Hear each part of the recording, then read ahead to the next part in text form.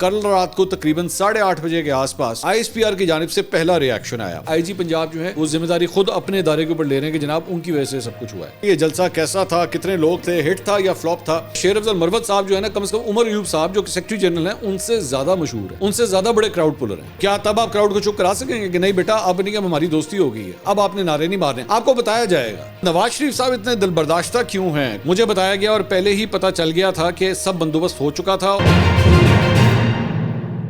السلام علیکم ناظرین، میں ہوں منصور علی خان، اپنے ڈیجیٹل چینل کے اوپر آپ کو خوش آمدید کہوں گا۔ ناظرین، آج بڑا دن تھا اپوزیشن کے لیے اور پہلا جلسہ آج پشین کے اندر ہوا۔ تھوڑی دیر میں ڈسکس کریں گے یہ جلسہ کیسا تھا، کتنے لوگ تھے، ہٹ تھا یا فلاپ تھا، اس کے بارے میں تفصیل سے ابھی میں اپنے انالیسس پیش کروں گا۔ اس کے ساتھ ساتھ نواز شریف صاحب اتنے دل برداشتہ کیوں ہیں، کچھ لیٹسٹ بیانات ان کے آئے ہیں، اس کے بارے میں بھی بات کریں گے۔ لیکن سب سے پہلے گفتگو ہوگی جناب بھاول نگر کے واقعے کے حوالے سے کیا اپڈیٹس آئی ہیں، کچھ اس کے بارے میں بات کرتے ہیں۔ اس سے پہلے آپ سے ریکویسٹ کہ چینل کو سبسکرائب کرنا مت بھولیے گا، بیل آئیکن ضرور پریس کیجیے گا، اور اگر آپ کو ویڈیو پسند آئے اسے لائک اور شیئر ضرور کیجیے گا، سبسکرائب کا بٹن ضرور پریس کیجیے گا۔ اچھا، دوسری بات یہ ہے کہ جتنی بھی خبریں میں ابھی ویڈیو میں شامل کروں گا، آپ سے ریکویسٹ ہے کہ پلیز کامنٹ سیکشن میں اپنی رائے بھی ضرور دیجیے گا، کیونکہ اب ہم نے ایک میکنزم بنا لیا ہے کہ ہر ہفتے ایک یا دو ویڈیوز جو ہیں وہ آپ کے کامنٹس اور آپ کے سوالات بھی جو ہے وہ ہم ضرور شامل کریں گے، تاکہ آپ کو بھی ہم اپنی اس فیملی کا حصہ بنا سکیں، آپ کا فیڈ بیک بھی جو ہے ہمیں مل سکے۔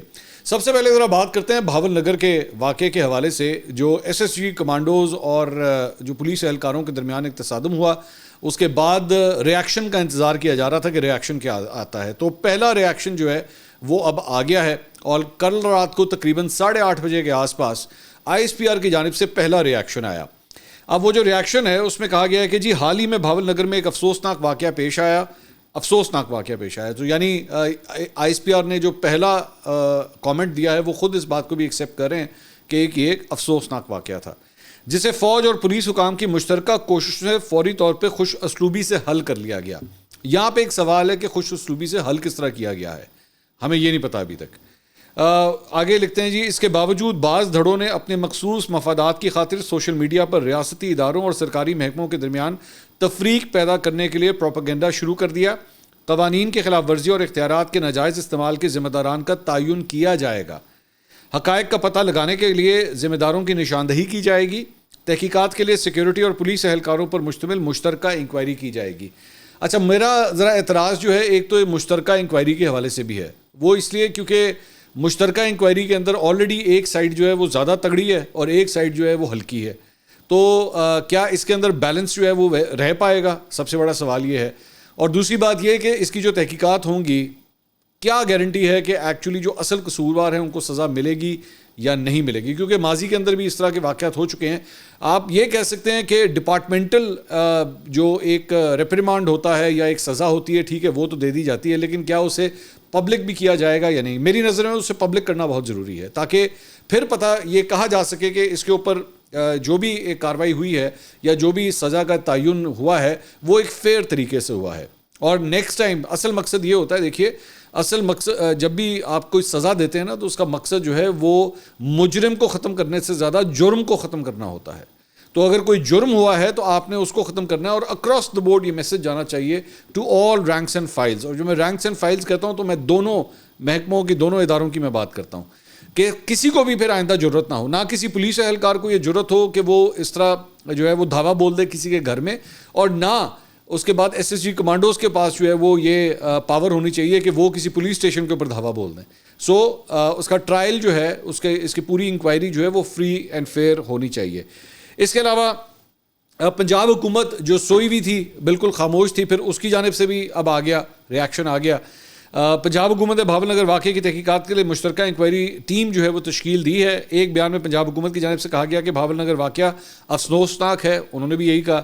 محکمہ داخلہ اور سیکیورٹی اداروں پر مشتمل جوائنٹ انکوائری ٹیم تشکیل دی گئی ہے۔ مفاد پرستوں کو ریاستی اداروں کے خلاف پروپیگنڈا کرنے کی اجازت نہیں دی جائے گی۔ اب اس میں آپ ایکچولی اس کے اوپر جو ڈیبیٹ ہو رہی ہے، جو کامنٹری ہو رہی ہے، اس کے اوپر زیادہ میرے خیال میں ISPR نے بھی اس کا کہا، اور پنجاب حکومت کی جانب سے بھی یہی کہا کہ جناب اس پہ پروپیگنڈا کیا جا رہا ہے۔ پروپیگنڈا آپ نے اگر ختم کرنا ہے تو آپ کو ٹھوس اقدامات اٹھانے ہوں گے، پروپیگنڈا خود بخود ختم ہو جائے گا، بولنے والوں کی زبانیں بند ہو جائیں گی اگر آپ اسی وقت اس کا ایکشن لیں، تو آپ ان کو موقع ہی فراہم نہ کریں کہ وہ کچھ بول سکیں۔ اس کے بعد جناب IG پنجاب ڈاکٹر عثمان، ان کی جانب سے بھی ایک بیان جو ہے وہ سامنے آیا، انہوں نے کہا جی پولیس کا مرال وہ بنیاد ہے جس سے ہم دہشت گردوں ڈاکوؤں سے لڑتے ہیں. بھاول نگر واقعے پر سوشل میڈیا پر اداروں میں ٹکراؤ کا تاثر دینے کی کوشش کی گئی. دیٹ سیم ایلیمنٹ, مطلب یہ تیسرے بیان کے اندر بھی ایگزیکٹلی وہی سوشل میڈیا پروپیگنڈا, ایسے جو افراد ہیں وہ جناب اپنے مفادات کی خاطر یہ سب کچھ کر رہے ہیں. دونوں اداروں نے مشترکہ طور پر اس کا فوری ایکشن لیا. آر پی او بھاولپور اور آرمی کی مقامی کمانڈ نے علاقے کا دورہ کیا. ملک دشمن کالعدم تنظیم کے اداروں میں ٹکراؤ کا تاثر پیدا کرنے کی کوشش کر رہی ہے. کون سی ملک دشمن کالعدم تنظیم مجھے نہیں پتا, مطلب میں چاہوں گا کہ آئی جی صاحب اس کا نام لیں, بتائیے یہ وہ کون لوگ ہیں جو یہ ایسا کرنے کی کوشش کر رہے ہیں, کون سی ایسی تنظیم ہے جو یہ سب کچھ ایسا کر رہی ہے. انہوں نے کہا کہ جی مایوسی پھیلانے کے لیے پرانی ویڈیوز کو بھی سیاق و سباق سے ہٹ کر پیش کیا گیا. یہ بات ان کی درست ہے, یہاں پہ میں ان کی بات سے ایگری کرتا ہوں کہ میں نے سوشل میڈیا کے اوپر یہ بات دیکھی ہے کہ واقعی پرانے واقعات کو بھی جو ہے وہ نیا کر کے یا لیٹسٹ واقعات کے ساتھ جو ہے وہ جوڑا جا رہا ہے کہ جناب یہ بھی دیکھیں یہاں پہ یہ بھی ہو گیا تو وہ بھی ہو گیا. انفارمیشن کریکٹ ہونی چاہیے, فیکٹ چیکنگ جو ہے وہ بہت امپورٹنٹ ہے. پرانی چیزوں کو جو نئی پیکنگ میں رکھ کے جو ہے وہ سودا نہیں بیچنا چاہیے. اسپیشل انیشیٹو پولیس اسٹیشنز کے ایس او پی فالو نہ کرنے کے باعث واقعہ پیش آیا. سو یعنی آئی جی پنجاب جو ہے وہ ذمہ داری خود اپنے ادارے کے اوپر لے رہے ہیں کہ جناب ان کی وجہ سے سب کچھ ہوا ہے. دونوں اداروں نے مل کر معاملے کو خوش اسلوبی سے حل کیا. اب یہ تیسری گواہی ہے کہ جناب خوش اسلوبی سے حل ہو گیا. آئی ایس پی آر کے مطابق جوائنٹ انویسٹیگیشن انکوائری کمیٹی قائم کر دی گئی ہے. انکوائری کے دوران قانون کے تقاضوں کو پورا کیا جائے گا. پولیس اور فورس کے درمیان فیملی جیسے رشتوں کو توڑنے کی ناکام کوشش کی گئی. فورس پر لازم ہے سوشل میڈیا ٹرولنگ یا غیر ضروری تنقید پر کان نہ دھریں. آپ اس کا موقع ہی نہ دیں, سمپل از دیٹ. میں دوبارہ وہی بات کہوں گا کہ آپ ایسا ان لوگوں کو کوئی موقع ہی نہ دیں کہ وہ اس کو یوٹیلائز کر سکیں. دیکھیے اصل بات جو میرے خیال میں جو مدعا ہے نا, میں جسے کہتا ہوں نا جڑ پھاڑ لینا, تو میں جڑ کو پکڑتا ہوں. جڑ یہ ہے کہ بھائی احتساب ہونا چاہیے. جڑ اس بات کی ہے, ہولی کاؤز کوئی نہیں ہونے چاہیے. یہ تاثر نہیں جانا چاہیے کہ ایک ادارہ دوسرے کے اوپر حاوی ہے یا بڑا ہے یا جناب وہ اپنی زور زبردستی کر سکتا ہے اور دوسرے نہیں کر سکتے. یہ تاثر نہیں جانا چاہیے. میں خود بلیو کرتا ہوں کہ فوج کے اپنے اندر جو ہے وہ ایک انٹرنل انکوائری اور انٹرنل آڈٹ سسٹم موجود ہے. یہ میں آپ کو بالکل بتا دوں, یہ بالکل موجود ہے. اور میں اس کی مثالیں پہلے بھی دے چکا ہوں کہ ماضی کے اندر بھی جو ہے ان کی جانب سے سزائیں دی گئی ہیں. بٹ یہ ریاکشن تیز ہونا چاہیے. یہ جو چیزیں میں آپ کو کوٹ کر رہا ہوں یہ واقعے کے 48 گھنٹے کے بعد آ رہی ہیں. 48 آورز بہت لمبا ٹائم ہوتا ہے ایک نیوز سائیکل کے اندر. 48 آورز بہت لمبا ٹائم ہے. یہ چیزیں جو ہوتی ہیں, کوئی کالعدم تنظیم کچھ کرے یا کہیں پہ کوئی دہشت گردی کا واقعہ ہو تو آپ 3 گھنٹے کے اندر اندر اس کا ریاکشن دیتے ہیں. 48 گھنٹے جو ہوتا ہے نا بہت لمبا ٹائم ہوتا ہے. تو یہاں پہ یا تو پی آر کی کوئی غلطی ہے یا پھر جو اسٹیک ہولڈرز ہیں جو ایکچولی ڈیسیجن میکرز ہیں ان کی جانب سے بڑا سلو ریاکشن کیا گیا. اب ظاہری بات ہے اس میں یہ بھی ایک کہا جا سکتا ہے عید تھی پوری, ایک تو ہمارے یہاں ماشاءاللہ عید بھی جب ہوتی ہے نا تو پورے پاکستان کی مشینری سلو ہو جاتی ہے. پوری کی پوری پاکستان مشینری سلو ہو جاتی ہے. مطلب آپ نے کپڑے بھی سلوانے ہوں گے نا, آپ نے کوئی کام کرنا ہوگا, جیڑی گل اسی کرو گے بھائی جان ایک کم کر دو, ہلے تو عید کی چھٹیاں ہیں نا وہ بعد دیکھیں گے کی ہوتا ہے. سارا نظام زندگی یہاں پہ رک جاتا ہے. تو چلیں اب عید کی چھٹیاں بھی جو ہیں وہ ختم ہو گئی ہیں, دیکھتے ہیں اب اس کے اوپر جو ہے وہ کیا کارروائی ہوتی ہے.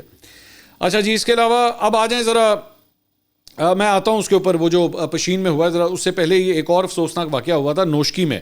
ذرا اس کے بارے میں آپ کو بتا دوں. نوشکی کے مقام پر قومی شاہراہ پر کوئٹہ سے تفتان جانے والی بس کو نامعلوم مسلح افراد نے روک لیا اور مسافروں کے شناختی کارڈ چیک کرنے کے بعد 9 افراد کو وہ ساتھ لے گئے. دہشت گردوں نے پنجاب سے تعلق رکھنے والے 9 مسافروں کو قریبی پہاڑوں میں لے جا کر گولیاں مار دیں. واقعے کی اطلاع ملنے پر پولیس کی بھاری نفری وہاں پہ پہنچی اور مرنے والے افراد کی لاشیں قریبی پہاڑی کے قریب پل کے نیچے سے برآمد کر لی گئی. دوسری جانب نوشکی میں ہی قومی شاہراہ پر فائرنگ کے ایک اور واقعے میں 2 افراد جاں بحق اور 5 زخمی ہوئے. زخمیوں میں نوشکی سے جمعیت علماء اسلام کے رکن بلوچستان اسمبلی غلام دستگیر بادینی کے بھائی بھی جو ہیں وہ اس میں شامل ہیں. تو یہ بڑی ٹینس صورتحال ہے بلوچستان کے اندر جہاں پہ سارا واقعہ جو ہے وہ پیش آیا ہے. اچھا جی, اب آ جائیں کیا کہتے ہیں پشین میں جو آج جلسہ تھا. اب یہ امپورٹنٹ کیوں تھا؟ ایک بات تو یہ کہ میرا یہ بلیف ہے, یہ میرا ماننا ہے, خبروں کی بنیاد پہ فرسٹ ہینڈ انفارمیشن جو کبوتر ہمارے پاس لے کر آئے ہیں, میں اس کی بنیاد کے اوپر ہی اگلی بات کرنے لگا ہوں کہ میں یہ سمجھتا ہوں کہ فی الحال پاکستان تحریک انصاف جو بھی احتجاج کر رہی ہے وہ صرف حاضری لگاؤ پروگرام کر رہی ہے. ٹھیک ہے, ہلکی پھلکی سے دور سے, کبھی آپ نے ہوگا نا آپ کے گھر میں کہیں دور کوئی شادی کا فنکشن ہو رہا ہونا تو دور سے گانوں کی آوازیں آ رہی ہوتی ہیں. تو اس وقت اپوزیشن کا یہ جو احتجاج ہے نا, یہ دور سے موسیقی والا احتجاج ہے. آپ کو دور دور سے کہیں سے جو ہے وہ پتہ لگے گا. آپ کو جب پتہ ہے، آپ کو اچھی طرح پتہ ہے کہ آپ اگر ایک تحریک شروع کرنے جا رہے ہیں، ایک بڑی تحریک شروع کرنے جا رہے ہیں، تو پہلا پنچ جو ہے نا وہ تگڑا ہوتا ہے، کسی بڑے شہر کے اندر ہوتا ہے جہاں پہ آپ اچھا کراؤڈ اکٹھا کر سکیں. آپ نے پہلی بات تو یہ کہ فیصلہ ہی غلط کہ جی پشین میں جا کے آپ نے یہ جلسہ کرنے کا پروگرام بنایا، اور اس کے اندر آپ کے جو میجر سٹیک ہولڈرز ہیں، اس میں مجلس وحدت مسلمین ہے، اس میں سنی تحریک ہے، اس میں مینگل صاحب کی جو ہے وہ جماعت شامل ہے، محمود اشرف صاحب کی جماعت اس کے اندر شامل ہے. سو یہ زیادہ ان کا اثر و رسوخ جو ہے سوائے مجلس وحدت مسلمین اور سنی تحریک کے وہ بلوچستان کا ہے، بلوچستان کا. اب پشین میں آلریڈی مولانا فضل الرحمان صاحب جو ہے وہاں سے جیتے ہوئے ہیں، الیکشن جیتے ہوئے ہیں. تو یہ دیکھا، بہت غور سے دیکھا جا رہا تھا کہ کیا JUIF کی وہاں پہ پریزنس ہوتی ہے یا نہیں. کوئی پریزنس نہیں تھی. مولانا فضل الرحمان صاحب نے بالکل ڈچ کر دیا ہے. اب مجھے نہیں پتا آگے جا کے اس تحریک میں وہ شامل ہوتے ہیں یا نہیں ہوتے، لیکن اسے ڈچ کر دیا گیا. اس کے بعد میری وہاں پہ کیا کہتے ہیں جو جرنلسٹ تھے میری، وہاں پہ ان سے میری بات ہوئی، اور ہم نیوز کے ہمارے رپورٹر ہیں، میری ان سے تفصیل سے اس کے بارے میں بات ہوئی. میں نے ان سے پوچھا کہ جناب کیا صورت ہے نا. ہی واز ویری گریشیس، انہوں نے بیٹھ کے جو ہے وہ پوری ہمیں اس سلسلے میں وہ اپڈیٹ دیتے رہے. عصمت سمالانی صاحب، میں ان کا نام ضرور لینا چاہوں گا کیونکہ کریڈٹ ان کو جاتا ہے، انہوں نے یہ ساری اپڈیٹس دیں. ایک تو انہوں نے بتایا کہ جی یہاں پہ دفعہ 144 جو ہے وہ نافذ کر دی گیا. اب دفعہ 144 کا مطلب آپ جانتے ہیں کہ 5 یا 5 سے زیادہ افراد جو ہے ایک جگہ پہ جمع نہیں ہو سکتے، یعنی کہ اجتماع کی آپ کو اجازت ہی نہیں ہے. دوسری بیڈ لک جو ہوئی اپوزیشن کے ساتھ وہ یہ ہوئی کہ وہاں پہ بارش ہو گئی. اب بارش یہاں ہو گئی تو جلسہ گاہ کے اندر جو ہے وہ اچھا خاصا پانی کھڑا ہو گیا. یہ آپ دیکھ بھی سکتے ہیں کہ وہ بیچارے لگے ہوئے تھے وائپروں کے ساتھ، تو جھاڑوؤں کے ساتھ جو ہے وہ پانی کو کلیئر کرنے کی کوشش کر رہے تھے. ایک اور ہنڈرنس ہمیشہ جلسہ گاہ جو ہے نا، آپ مجھے اچھی طرح یاد ہے ضیاء الحق کے دور کے اندر پاکستان پیپلز پارٹی جب جلسے کرنے کا سوچتی تھی نا، خاص طور پہ لاہور میں، تو لاہوری گیٹ یہاں پہ جہاں پہ جلسہ ہونا ہوتا تھا، موچی گیٹ سوری، تو وہاں پہ جلسہ گاہ کے اندر جو ہے نا پانی جو ہے وہ پھینک دیا جاتا تھا تاکہ کراؤڈ جو ہے وہ کم آئے. یہاں پہ قدرتی طور پہ یہ ہو گیا کہ بارش ہو گئی، اور اس کی وجہ سے بھی ایک یہ ہیمپر ہو گیا. تیسری وہ میں بتا چکا ہوں، مولانا فضل الرحمان صاحب بھی اس کے اندر شامل نہیں تھی. چوتھی ظاہری بات ہے یہ پارٹی کی وہ لیڈرشپ جو ہے اس کو لیڈ کر رہی ہے جو خود اس وقت ایک سیکنڈ ٹیئر لیڈرشپ ہے. مطلب عمر ایوب صاحب جو ہے نا وہ بھی نئے بالکل تازہ سیکرٹری جنرل بنے ہوئے ہیں. تو ابھی کوئی بڑی موومنٹ جو ہے انہوں نے لیڈ نہیں کی ہوئی. اس سے پہلے اسد عمر صاحب سیکرٹری جنرل ہوا کرتے تھے 9 مئی کے واقعے سے پہلے، اور اس کے بعد عمران خان صاحب خود لیڈ کیا کرتے تھے، تو وہ بھی موجود نہیں تھے.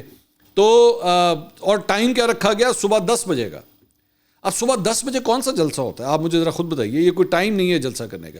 اب یہ ساری چیزیں جو ہے نا میرے اس تھیوری کو سپورٹ کر رہی ہیں کہ مقصد ہی یہی ہے کہ بس ہم نے ہلکی پھلکی سی جو ہے نا حاضری لگانی ہے. ٹک جی جناب حاضر جناب، ابھی تو بھی آیا ہوا ہے، جی جناب حاضر جناب، بس دیٹس اٹ. نہ اس کی کوئی بڑی پرومیننٹ قسم کی کوئی کوریج ہو سکی. ایک آپ یاد کریں، ایک زمانہ ہوتا تھا پاکستان تحریک انصاف جب جلسہ کرنے لگتی تھی نا، مطلب شام کو جلسہ ہونا ہے 5-6 بجے 7 بجے، تو صبح سے نیوز پیکیجز چلنا شروع ہو جاتے تھے کہ جناب وہ چوڑیاں لینے گئے ہوئے ہیں، تو مہندی لگانے گئے ہوئے ہیں، تو خواتین ہیئر ڈریسر کے پاس گئی ہوئی ہیں اور کپڑے سل رہے ہیں. یہ اس کو کہتے ہیں کرٹن ریزرز. یہ بیسیکلی ہماری جرنلزم کی لینگویج میں اس کو کہتے ہیں کرٹن ریزرز. تو کرٹن ریزرز جو ہے نا وہ 24 گھنٹے پہلے ہی شروع ہو جاتے تھے کہ جناب PTI کا جو ہے وہ بہت بڑا ایک احتجاج ہونے لگا ہے. اب یہ کسی ایک پارٹی کا نہیں ہے، یہ پاکستان تحریک انصاف کے علاوہ دیگر جماعتوں کا بھی وہاں پہ تھا. لیکن it was a biggest flop show, انتہائی فلاپ. مطلب میں بھی ایکسپیکٹ کر رہا تھا کہ ٹھیک ہے برا ہوگا، میں آئی واز ایکسپیکٹنگ، کیونکہ مجھے نظر آ رہا تھا کہ اس کی ٹائمنگ بھی خراب ہے، جگہ کا تعین خراب ہے. پاکستان تحریک انصاف کا ایک ممبر نہیں ہے بلوچستان اسمبلی کے اندر.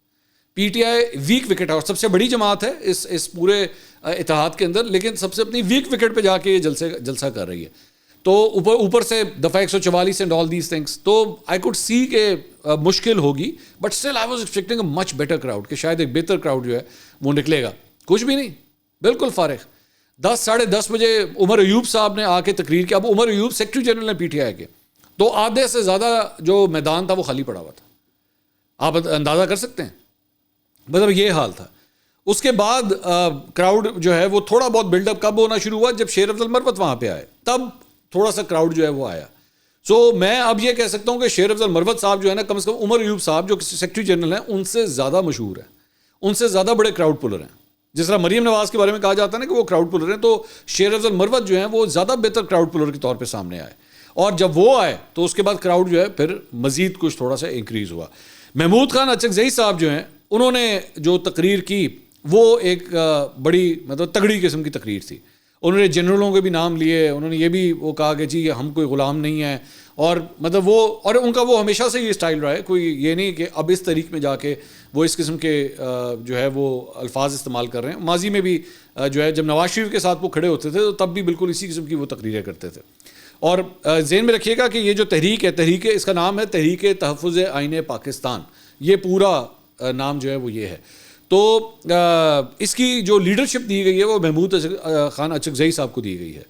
تو انہوں نے پھر بھی ایک سالڈ تقریر کی, بٹ شو بڑا خراب تھا. دوسری بات یہ بھی ہمیں پتہ لگا کہ شہر کے مختلف جگہوں کے اوپر جو ہے وہ ناکے لگا دیے گئے تھے, اور تاکہ لوگوں کا ایکسیس جو ہے اس کو بھی روکا جا سکے. لیکن اس کے باوجود پھر بھی لوگ آئے. ہمارے پاس مطلب یہ فوٹیجز بھی آئیں کہ لوگوں نے ناکوں کے اندر سے بھی جو ہے وہ گاڑیاں اپنی گزاری اور کراس کر کے پہنچے وہاں پہ. تو ہنڈرنسز بھی موجود تھیں اوپر سے. پھر بھی جو ہے دیکھیے, یہ میں ہمیشہ یہ بات کہتا ہوں کہ اگر کراؤڈ اتنا زیادہ آ جائے نا, مطلب 30-40 ہزار کا, میں 30-40 ہزار کا کراؤڈ کہہ رہا ہوں, 30-40 ہزار کا کراؤڈ اگر نکل آیا نا باہر, تو یہ ناکے شاکے کنٹینر آنسو گیس شیلنگ کچھ کوئی آپ کو نہیں روک سکتی, کیونکہ پھر وہ عوام کا سمندر سب کچھ بہا کے لے جاتا ہے. تو یہ بہت بہتر پرفارمنس ہو سکتی تھی. غلط جگہ کا جو ہے وہ چوز کیا گیا, اوپر سے ویدر بھی خراب ہو گیا, ناکے بھی لگ گئے, 144 بھی لگ گئی, یہ سارا کچھ ہو گیا. تو بڑا ہی فلاپ شو پاکستان تحریک انصاف کا یا ان اپوزیشن کی جماعتوں کا جو ہے وہ شروع ہوا ہے. شیخ افضل مروت صاحب نے جناب اپنے خطاب میں کہا کہ پنجاب میں احتجاج شروع کرنے جا رہے ہیں. تاریخ دلیر اور بزدل دونوں کو نہیں بھولتی. اسٹیبلشمنٹ, بیوروکریسی, عدلیہ, ریٹرننگ افسران نے جمہوریت کا گلا گھونٹ دیا ہے. اس ملک پر ایک جابرانہ حکومت قائم ہے. عمران خان گزشتہ 8 ماہ سے ناجائز مقدمات میں جیل میں بند ہیں. عمران خان اور ان کی اہلیہ کی کردار کشی کی گئی. اس موقع پہ جو ہے وہ حاضرین نے ڈیزل کے نعرے لگائے, تو شیخ افضل مروت صاحب نے ان کو روک دیا کہ ابھی ہماری ان سے بات چل رہی ہے. تو عادت ہو گئی ہے نا آپ نے بیسکلی, کیونکہ عادت ڈال دی ہوئی ہے. تو میں تو اس دن کا انتظار کروں گا, اینڈ آئی ول مطلب ویٹ فار اٹ, کہ شیخ افضل مروت صاحب جو ہیں جب پنجاب آئیں گے یا یہاں پہ جب یہ تحریک پہنچے گی اور یہاں پہ جب یہ جلسہ کریں گے, تو آپ نے تو لاہور, کراچی, اسلام آباد, پشاور, ان سب لوگوں کو ڈیزل کے نعرے جو ہیں وہ سکھا دیے ہیں. تو کیا تب آپ کراؤڈ کو چپ کرا سکیں گے کہ نہیں بیٹا اب نہیں, اب ہماری دوستی ہو گئی ہے, ہماری اب ان سے دوستی ہو گئی ہے, اب آپ نے نعرے نہیں مارنے. آپ کو بتایا جائے گا, آپ کو چند ماہ یا سالوں کے بعد بتایا جائے گا کہ بیٹا چلو اب دوبارہ نعرے مارنا شروع کر دو, اب ہماری ان سے کٹی ہو گئی ہے. تو بوقت ضرورت, جس طرح اگر ہم ایک زمانے میں پرویز الہی کو پنجاب کا سب سے بڑا ڈاکو کہتے تھے, اس کے بعد ہم نے ان کو صدر بنا دیا, تو ہو جاتا ہے, وقت کی ضرورت کے مطابق جو ہے وہ ہو جاتا ہے. اچھا جی, اس کے علاوہ اب آ جائیں ذرا نواز شریف صاحب کی طرف. نواز شریف صاحب کے حوالے سے دنیا کے سینئر جرنلسٹ ہیں سلمان غنی صاحب, ابھی پچھلے دنوں وہ نواز شریف صاحب سے ملے بھی تھے. انہوں نے جو ہے وہ ایک خبر لکھی ہے. وہ فرماتے ہیں کہ قومی سیاست میں نواز شریف کا سیاسی کردار اب بھی زیر بحث ہے. سیاسی مخالفتیں ان کی خاموشی کو کسی خاص حکمت عملی اور دباؤ کا شاخسانہ قرار دے رہی ہیں, تو دوسری جانب ان کے حامی اور خصوصاً حکومتوں میں نون لیگ کی قیادت آج بھی انہیں اپنا سیاسی اور حکومتی طاقت کا محور قرار دیتی نظر آتی ہیں, اور خصوصاً ان کے بھائی وزیر اعظم شہباز شریف کی کوئی ایسی تقریر یا ایسی تقریب میں شریک نظر نہیں آتے جس میں وہ نواز شریف کے سیاسی ادوار میں ان کے کردار اور حکومتی کارکردگی کا ذکر نہ کرتے ہوں. لہٰذا اس عمر کا تجزیہ ضروری ہے کہ نواز شریف واقعتاً سیاسی محاذ پر پسپائی اختیار کر چکے ہیں, پارٹی رہنما اور حکومتی نمائندوں کے ساتھ ملنے سے گریز کر رہے ہیں. 2017 میں عدالتی نااہلی کیسے ممکن بنی؟ نواز شریف اسے بلانے کو تیار نہیں, اور آج بھی وہ یہ سمجھتے ہیں کہ پاکستان کی عدلیہ کے آزادانہ کردار کے لیے ضروری ہے کہ صرف 6 ججز کے مکتوب کو بنیاد بنا کر فل کورٹ تشکیل دے کر کسی فیصلے پر نہیں پہنچنا چاہیے. یہ مسئلہ ہمیشہ کے لیے حل کرنے کے لیے ضروری ہے کہ آج کی عدلیہ اپنی سماعت میں 2017 میں ان کی نااہلی اور ان کے لیے ہونے والی پلاننگ کا بھی نوٹس لے, جو اب کھل کر سامنے آ چکی ہے, جس کے لیے اسلام آباد ہائی کورٹ کے جج جسٹس شوکت صدیقی کے بیان کو جواز بنایا جا سکتا ہے, جنہوں نے وقت سے پہلے آشکار کر دیا تھا کہ ان سے نواز شریف کے خلاف فیصلے کے لیے جنرل فیض حمید نے رابطہ کیا اور اپنی خواہش کا اظہار کیا, اور اس حوالے سے اپنی تیاریوں کے بارے میں بتایا. یہی وجہ ہے کہ نواز شریف اپنے وکلا سے مشاورت میں ہے کہ عدالت عظمیٰ میں 6 ججز کے مکتوب کے حوالے سے بینچ میں فریق بنا جائے.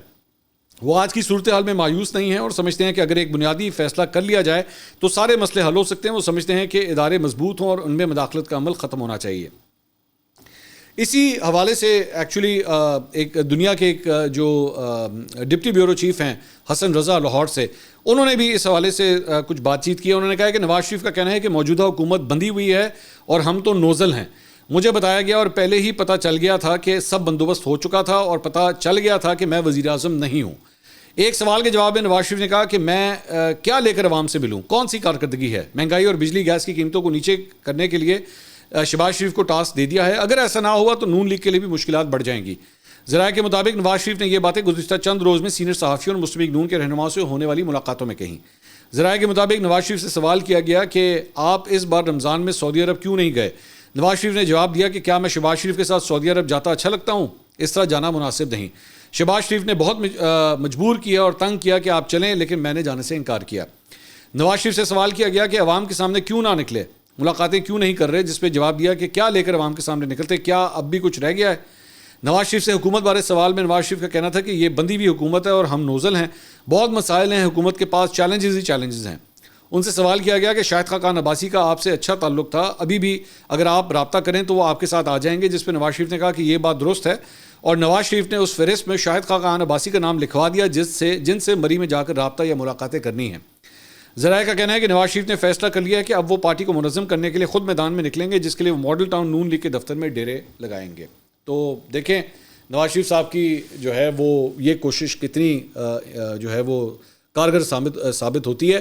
البتہ یہ خبر بھی ہے کیونکہ آنے والے ہفتے میں جو ہے وہ کچھ اور اہم کیسز بھی جہاں پہ لگنے لگے ہیں, تو وہیں پہ 29 یا 30 تاریخ کو جو ہے وہ جو 6 ججز کے حوالے سے سپریم کورٹ کا جو از خود نوٹس ہے اس کیس کی بھی سماعت ہونی ہے. اور ریومر یہ اڑ رہی ہے, خبر یہ آ رہی ہے کہ نواز شریف صاحب خود بھی شاید اس کیس کے اندر فریق بننے کے لیے درخواست دے دیں کہ جناب میرا مقدمہ بھی جو ہے وہ سنا جائے, کہ میرے ساتھ جو کچھ 2017 میں ہوا ذرا اس کو بھی ذرا ہاتھ لگائیں, ذرا تھوڑا سا دیکھیں کیا بنتا ہے. اگلی ویڈیو میں آپ سے دوبارہ ملاقات ہوگی. اللہ حافظ.